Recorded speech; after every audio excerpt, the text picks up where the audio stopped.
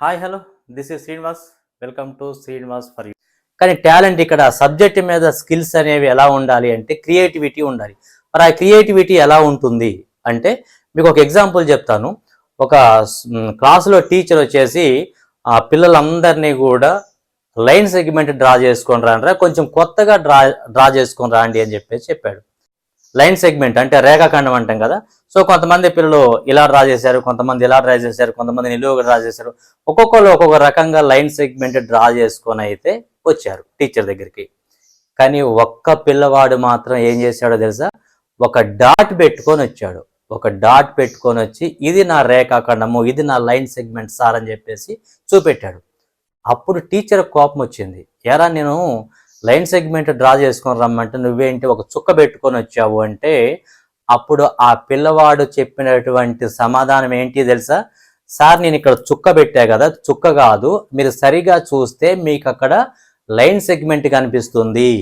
అంటే నా line segment ఇక్కడ నుంచి ఈ పాయింట్ దగ్గర నుంచి వెనక్కి వెళ్ళింది.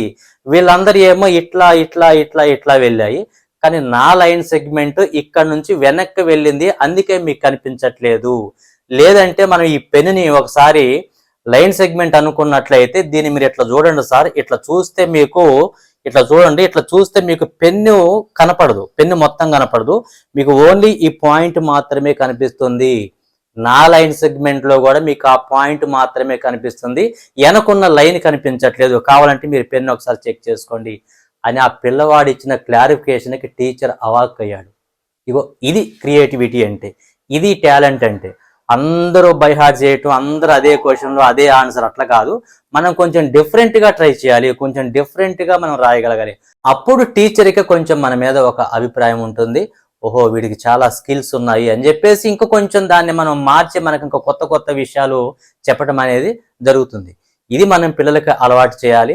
అంతేగాని బై హార్ట్ సిస్టము లేకపోతే బట్టి 10 సార్లు రాసుకొని రానా ఉంటారు, 15 సార్లు చూసి రాయని ఇంపోజిషన్ వల్ల మనకు స్పెల్లింగ్ మిస్టేక్స్ అవి కవర్ అయితే తప్పితే దీనివల్ల ఉపయోగం లేదు. మనం కాన్సెప్ట్ నేర్చుకొని ప్రిపేర్ అయితే ఏ క్లాస్ అయినా కాదు, ఏ సబ్జెక్ట్ అయినా సరే మనకు చాలా ఈజీగా వస్తుంది. సో ఇలా అలవాటు చేసుకోండి. ఇవి స్కిల్స్, ఇవి టాలెంట్ అంటే. సో అవి ఎక్కడి నుంచో రావు, మనం కొంత బై బర్త్ వస్తే, కొంత మనం అలవాటు చేసుకుంటే ఖచ్చితంగా వస్తాయి. సో ఇది వీడియో. ఈ వీడియో నచ్చింది అనుకుంటున్నాను. ఈ వీడియో నచ్చితే లైక్ చేయండి, షేర్ చేయండి. Okay, thanks for watching. Okay, bye bye.